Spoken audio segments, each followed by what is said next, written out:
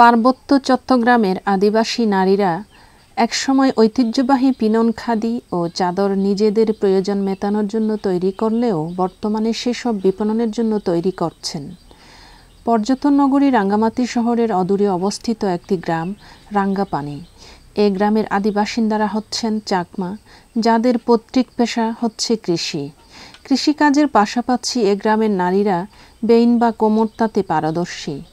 কোমর তাঁতের মাধ্যমে পিনন খাদি ও চাদর তৈরি করে অধিকাংশ নারী নিজেরা বাজারে বিক্রি করে সংসারের খরচ মিটিয়ে ছেলেমেয়েদের লেখাপড়ার খরচও জোগাচ্ছেন। তবে এসব কাপড় চোপড় তৈরি করতে যে সুতার প্রয়োজন, বর্তমানে তার দাম বাড়াতে সবাই চিন্তিত। এক জোড়া পিনন তৈরি করতে সময় লাগে 20 থেকে 25 দিন, আর একটি খাদির জন্য সময় লাগে 8 থেকে 10 দিন। পিনন খাদি মিলে এক সেট বিক্রি করলে দাম পড়ে 3 থেকে 5 হাজার টাকা।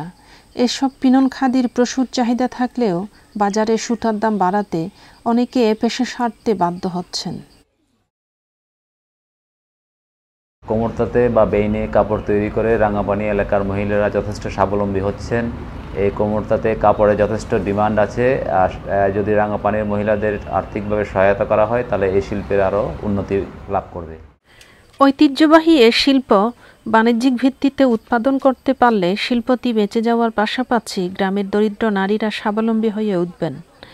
তাই এ শিল্পকে বাঁচানোর জন্য প্রয়োজন বিনা সুদে ক্ষুদ্র ঋণ ও সংশ্লিষ্ট সরকারি ও বেসরকারি প্রতিষ্ঠানসমূহের আন্তরিক সহায়তা।